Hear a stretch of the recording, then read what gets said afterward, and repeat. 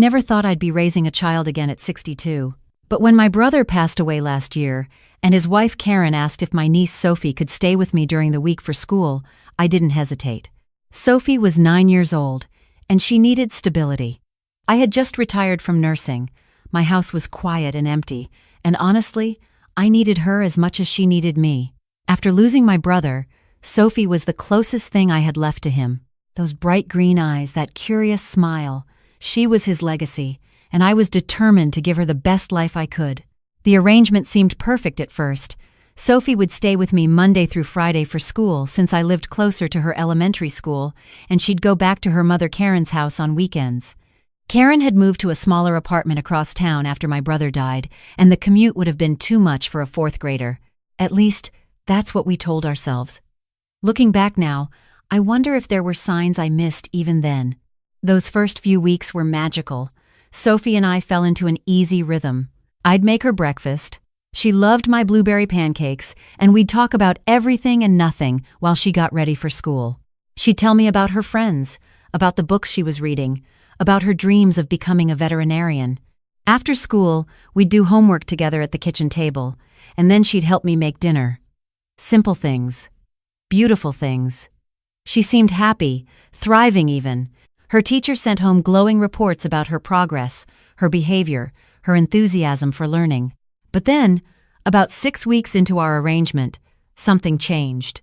It started on a Monday morning. Sophie came back from her weekend at Karen's house looking pale and exhausted. When I asked if she was okay, she just nodded and said she hadn't slept well. I didn't think much of it. Kids have restless nights sometimes. But then she barely touched her breakfast, and when I packed her lunch, she asked if she could have something very plain, just crackers and applesauce. "Honey, you need more than that," I said, concerned. "How about a sandwich?" She shook her head quickly, almost frantically. "My stomach hurts, Aunt Margaret. Please, just crackers?" I felt her forehead. No fever. But there was something in her eyes, a weariness that didn't belong in a 9-year-old. I let her take the plain lunch, made a mental note to watch her, and drove her to school. By Tuesday afternoon, she seemed better. Wednesday and Thursday, she was back to her normal self, energetic, chatty, eating well. I breathed a sigh of relief. Just a little bug, I thought. Nothing serious. Then Friday came, and she went back to Karen's for the weekend. Monday morning, it happened again. This time, Sophie looked even worse. Dark circles under her eyes, skin almost gray, and she barely made it through breakfast before rushing to the bathroom. I heard her getting sick, and my nurse's instinct kicked into high gear. When she came out, trembling and pale, I insisted on taking her to the doctor. Dr. Chen was thorough. She ran tests, asked questions, examined Sophie carefully. But everything came back normal. "It could be a stomach virus," Dr. Chen said. "There's something going around. Make sure she stays hydrated, gets plenty of rest. If it continues, bring her back." But here's what bothered me. Sophie wasn't sick Tuesday through Friday. She ate normally, played normally, slept normally. It was only Monday mornings, right after coming back from Karen's house. The third week, the pattern repeated. Sophie came back Monday morning sick as a dog. This time, she could barely walk from the car to the house. She spent most of the day in bed, sipping water, too weak to even watch TV. By Tuesday evening, she was better. Wednesday through Friday, perfectly fine. Friday evening, she packed her little backpack to go to her mother's, and I watched her walk down the driveway with a knot in my stomach I couldn't explain. That night, I couldn't sleep. I lay in bed, staring at the ceiling, running through everything in my mind. As a nurse for 40 years, I'd seen a lot. I'd learned to trust my instincts, to notice patterns that others might miss, and there was definitely a pattern here. Sophie got sick every Monday after spending the weekend with Karen. She recovered completely by Tuesday. She was healthy and happy at my house. Then the cycle repeated. What if it wasn't a virus? What if it was something else? I felt sick just thinking it. Karen was my sister-in-law, Sophie's mother. How could I even consider that she might be involved? It was crazy, paranoid. Karen was grieving too. She'd lost her husband, my brother. She was under stress, sure, but she loved Sophie, Didn't she? But my nurse's brain wouldn't let it go. Monday mornings, Sophie would arrive with symptoms of what looked like food poisoning or a reaction to something: nausea, vomiting, diarrhea, weakness. The symptoms would fade over 24 to 48 hours. Then she'd be fine until the next weekend. I started paying closer attention. The fourth Monday, when Sophie arrived looking pale again, I asked her gently, "Sweetie, what did you eat this weekend at your mom's house?" She looked down at her hands. Normal stuff. Cereal, pizza. Mom made spaghetti Sunday night. Did anything taste funny? Different? She hesitated, and that hesitation made my heart race. The spaghetti was kind of bitter, she finally said. But Mom said I had to finish it. She said I was being ungrateful if I didn't eat what she cooked. Bitter. That word stuck with me. That week, I did something I'm not proud of. I went through Sophie's backpack when she wasn't looking. I found a water bottle, still half full. She'd told me her mom sent it with her for the ride to my house. I opened it carefully, sniffed it. It smelled normal, like water, but I couldn't shake the feeling that something was wrong. I called Karen that evening, trying to sound casual. "Hey, Sophie's been having some stomach issues on Mondays. Do you think it might be something she's eating at your place?" Karen's response was immediate and defensive. "What are you implying, Margaret? That I'm poisoning my own daughter?" No, of course not," I backpedaled quickly. "I just thought maybe she has a sensitivity to something, a food allergy we don't know about." "Sophie is perfectly fine at my house," Karen interrupted. "Maybe she's getting sick from something at your place. Have you considered that?" But that didn't make sense. If it were something at my house, she'd get sick during the week, not after weekends at Karen's. I didn't say that, though. I just apologized and hung up. That conversation made me more suspicious, not less. The defensiveness, the immediate accusation back at me, it felt wrong. The fifth week, I decided to document everything. I kept a detailed log. What time Sophie arrived Monday morning, her exact symptoms, what she said she'd eaten over the weekend, how long it took her to recover. I took photos of how pale she looked, though it broke my heart to do it. If I was going to pursue this, I needed evidence. By the sixth week, I couldn't ignore it anymore.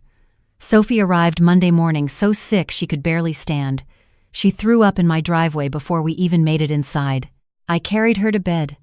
She weighed nothing, had lost weight I hadn't noticed until I held her, and she whispered, "Please don't make me go back there, Aunt Margaret.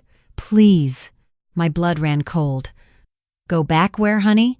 To your mom's?" She nodded, tears streaming down her pale cheeks. "I don't want to make her mad, but I feel so bad there, every time. And she gets upset when I don't eat everything she gives me." "What does she give you?" I asked, keeping my voice gentle even though my heart was pounding.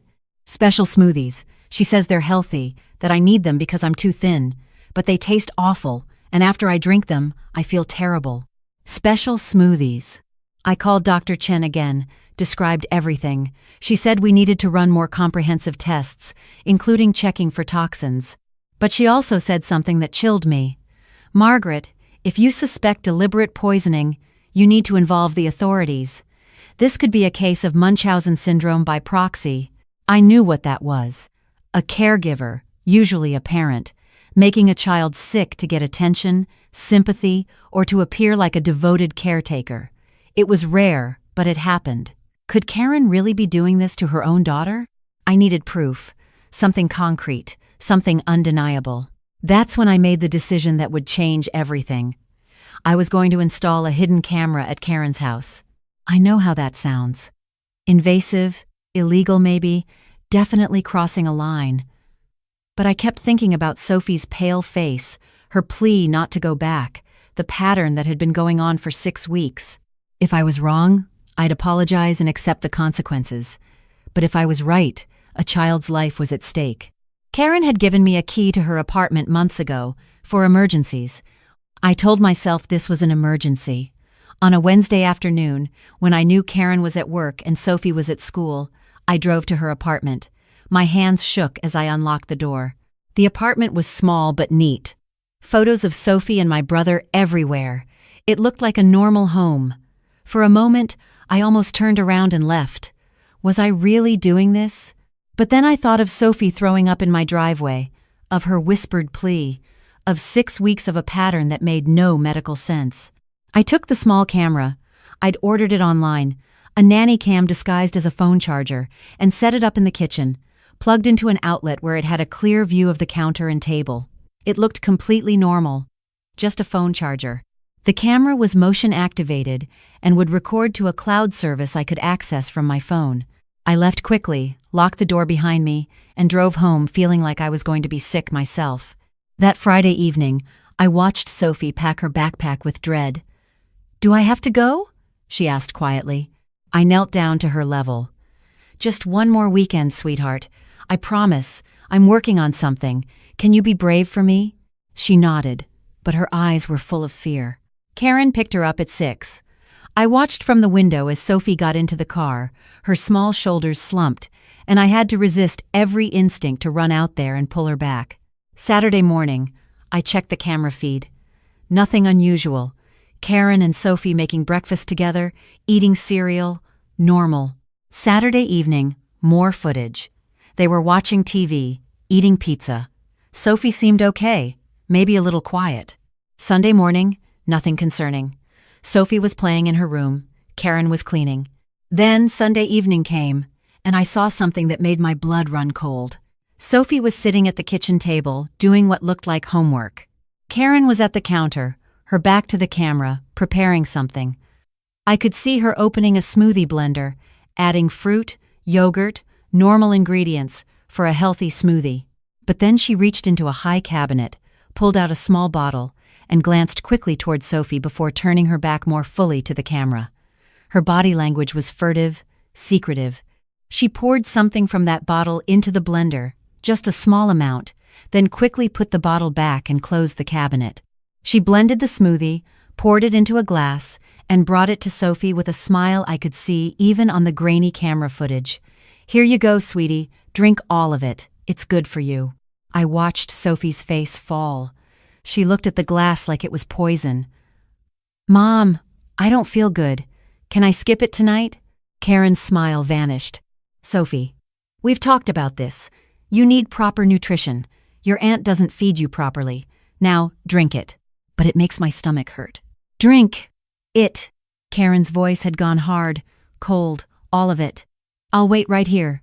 I watched my niece, tears rolling down her cheeks, drink that entire smoothie while her mother stood over her. Within an hour, Sophie was in the bathroom, sick. I could hear it even through the camera audio. And Karen, instead of showing concern, was on her phone, texting someone. I could see her screen reflected in a window. She was messaging a friend. "Sophie's sick again, so worried about her. Being a single mom is so hard. Might take her to the ER tomorrow." She was getting ready to take Sophie to the emergency room, not because she was concerned, but because she wanted attention, sympathy, wanted to play the role of the devoted, struggling mother with a mysteriously sick child. I felt like I couldn't breathe. I sat there in my dark living room, watching this footage, and I literally couldn't breathe. My sister-in-law, my brother's wife, the mother of this precious child, was deliberately poisoning her own daughter. I rewound the footage, watched it again. I needed to see what was in that bottle. The camera angle wasn't perfect, but I zoomed in as much as I could. When Karen opened the cabinet, I could make out a label. It took me 3 tries, but I finally got a clear enough frame. Milk of magnesia, a high-dose laxative. Karen had been putting laxatives in Sophie's food and drinks every weekend, making her sick, then playing the concerned mother. Munchausen syndrome by proxy. Exactly what Dr. Chen had suspected. I looked at the timestamp. This was happening right now. Sophie was sick at Karen's apartment right now, and I was sitting here watching it on a screen. I grabbed my phone, my hands shaking so hard I could barely dial. I called 911. 911. "What's your emergency?" "My niece is being poisoned by her mother. I have video evidence. She's at..." I gave them Karen's address. "Please, you need to get there now. The child is 9 years old and she's very sick." The operator kept me on the line, asked questions, sent police and paramedics. I sent the video footage to the email address she gave me. 23 minutes. I watched the clock the entire time, and then I saw on the camera feed the door bursting open, police rushing in. I drove there immediately, breaking every speed limit. When I arrived, there were 2 police cars and an ambulance outside. They wouldn't let me in at first, not until I explained I was Sophie's aunt, that I had custody during the week, that I was the one who called. They let me in. Sophie was on a stretcher, pale but conscious, an IV in her small arm. When she saw me, she started crying. "Aunt Margaret!" I ran to her, held her hand. "I'm here, baby, I'm here. You're going to be okay." Karen was in handcuffs, screaming at the police. "This is insane! I'm her mother. That woman is trying to take my daughter away from me. Sophie is sick. She needs me." One of the officers pulled me aside. "Ma'am, we found the milk of magnesia where you said it would be. There are also bottles of other laxatives, some expired prescription medications. We're going to need your full statement and all the footage you have." I gave them everything. The 6 weeks of documentation, the photos, the camera footage, everything. They took Sophie to the hospital for a full medical evaluation. I rode with her in the ambulance, holding her hand the whole way. The doctors confirmed what I already knew. She had dangerously high levels of magnesium in her system, was severely dehydrated, had electrolyte imbalances, but she was going to recover. Karen was arrested that night. The charges were extensive: child abuse, reckless endangerment, assault. The police investigation uncovered even more: posts on social media where she'd been documenting Sophie's mysterious illness, setting up a fundraiser for medical expenses, receiving sympathy and attention from friends and strangers alike. It had all been for attention. My brother's death had been devastating for Karen, I understood that. But instead of seeking proper help for her grief, she'd turned her daughter into a victim to feed her own psychological needs. She'd been making Sophie sick to get sympathy, to feel needed, to be seen as a devoted single mother struggling with a sick child. The custody hearing was quick. Karen's parental rights were terminated. I became Sophie's legal guardian. Dr. Chen helped us find an excellent therapist who specialized in trauma, and Sophie started seeing her twice a week. It's been 8 months now. Sophie is healthy, thriving. She's gained back the weight she'd lost, the color has returned to her cheeks, and that bright smile I remember from before all this started has come back. She still has nightmares sometimes, still flinches when I make her a smoothie, even though she knows mine are safe. The therapist says it'll take time, that trust has to be rebuilt slowly. But she's getting there. Last week, she came home from school with a big grin and announced she'd been chosen to help with the school's pet club.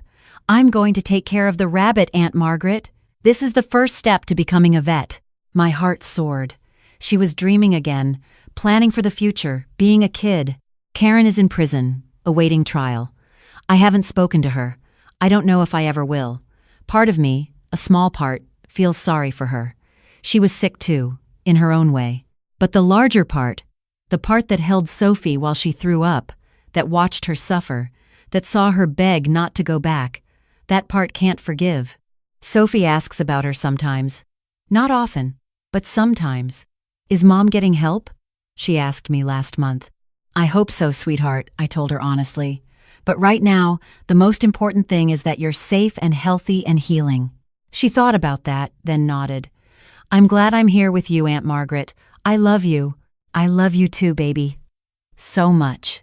People have asked me if I regret installing that camera, if I feel guilty about the invasion of privacy. The answer is no. Not for a second. That camera saved Sophie's life. If I hadn't acted, if I'd ignored my instincts, if I'd told myself I was being paranoid, Karen would have continued poisoning her daughter. The doctors said that with prolonged laxative abuse, Sophie could have developed serious complications, permanent damage to her digestive system, even organ failure. But here's what I want people to understand, what I need people to hear.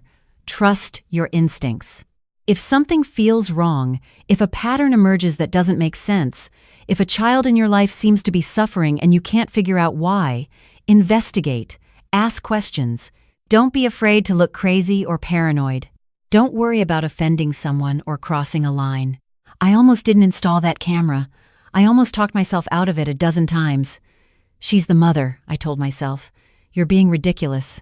You're going to ruin your relationship with your sister-in-law over nothing." But it wasn't nothing. And that little voice in my head, that nurse's instinct that had been honed over 40 years of caring for patients, that voice was right. Sophie needed someone to notice. Someone to care enough to dig deeper, to risk being wrong, to risk the consequences of taking action. She needed someone to be brave when she couldn't be.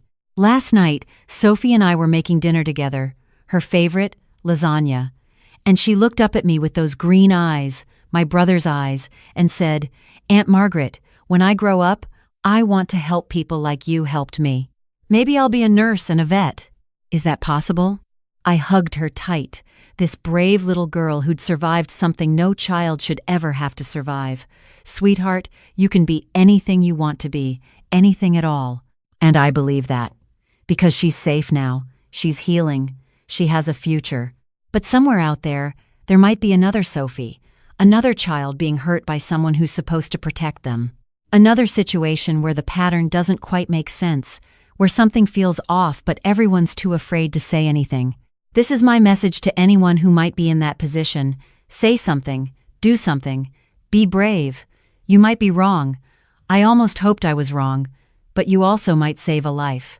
Because at the end of the day, protecting children is more important than protecting feelings, more important than maintaining relationships, more important than avoiding conflict.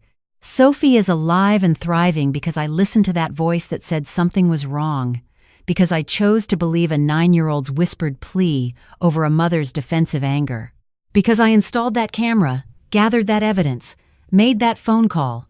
I saved my niece's life. And I'd do it again in a heartbeat. If you're reading this, if you know a child who's mysteriously sick, who seems afraid of a caregiver, who has a pattern that doesn't add up, please trust your instincts, investigate, protect them, be their voice when they're too scared to speak. Because every child deserves someone brave enough to see the truth, no matter how painful it is. Every child deserves someone who will fight for them, even when it's hard, even when it costs you relationships or makes you unpopular. Sophie deserved that, and she got it. And now, 8 months later, watching her laugh at the kitchen table while she tells me about her day at school, helping her with her homework, tucking her into bed at night, I know it was all worth it. Every difficult moment, every sleepless night, every hard decision, she's safe, she's loved, she's home. And that's everything.